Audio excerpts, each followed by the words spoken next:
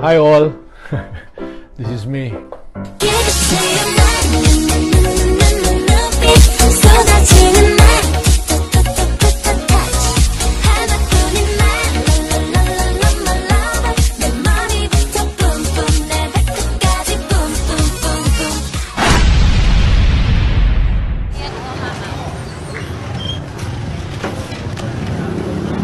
Kapal na ng buhok mo. Pagupit na tayo, ha? Ay, nako. Paano kaya aangat ang Pilipinas? Putang ina! Ano ba to? Pwede bang doblehin ng OFW taon-taon? Paano masabi? Tanggalan ng buwis ang mahirap. Wow naman! Tindi ah. Ako nga, laki ng kalta sa sweldo ko eh. Alam ko yan eh. Eh kung lahat na mahirap bigyan ng discount sa mga bilihin. Gusto mo, samahan kita eh. Taas na nga ang mga dilata at bigas. Yan ang balita na dumadating. Eh, ano pa mabibili mo sa 100? Pwede tayo bumili ng shabu, pwede tayo bumili ng cocaine, pwede tayo bumili ng heroin. Eh, ultimo nga presyo ng pandesal, nagtaas na rin eh. Tanggap ko ito. Pati pamasahe sa jeep, nagtaas na rin. Ganyan talagang buhay. Eh, katataas lang ng gasolina. Ekonomista. Ekonomista ang kailangan. Wow! Si Marojas. Yun. Maraming sagot sa problema ng trabaho at sa mataas na presyo ng bilihin. Maulol! Maraming ekonomista dyan. So para sa amin, si Mar, aming ekonomista. Gunggong! Barinig kita sa mukha eh! Putang ina! Ano ba to? Oh, ilang taon ka na? Sila ni po, ako po, 13. Anong pangarap nyo? Seaman sana. Ako po, artista. Pero hindi ko na iniisip. Kanya-kanyang kahit po dito. Walang maayos sa trabaho. Walang pambili ng gamot. Anak, itabi mo. Ako na. Sama-sama tayo. Hindi ko kayo pababayaan. Lalaban tayo.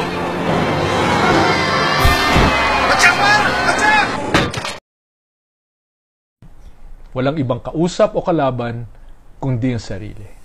Paano masabi? Marami nagsasabing mas nagugutom sila.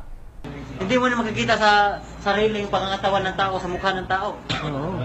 Anong sasabihin sa akin ng tatay ko, kapatid ko, ng anak ko?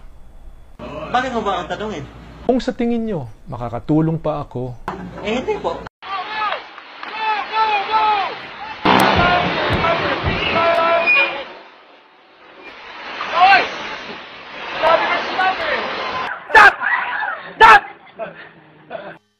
Lahat ng gamot sa headache, effective.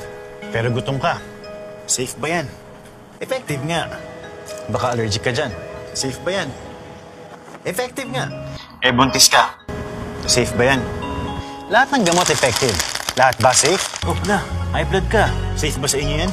Iba yung Jessie to. Maingat eh. Oh, tuloy niyo na. Magaling.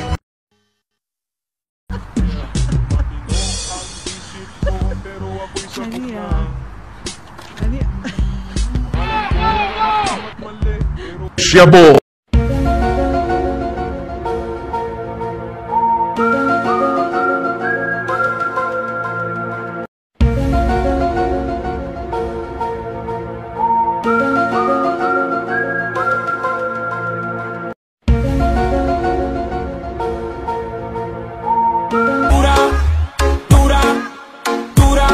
Droga?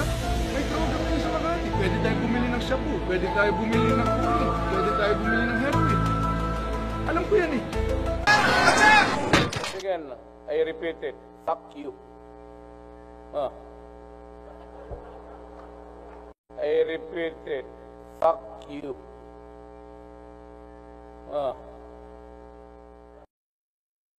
Ready? And now, scrambled eggs by Mar. Very light. Ang sikreto dito, mainit na mainit kasi nakikita mo na. Huwag sobra. May mga tiri nilagyan ng konting gatas para maging creamier, pero I don't believe in that. Yan ang pagkain ng mga hindi marunong masyado magluto. Kaya expert ako sa scrambled egg.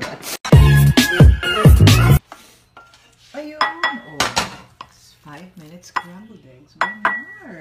Okay. Sarap!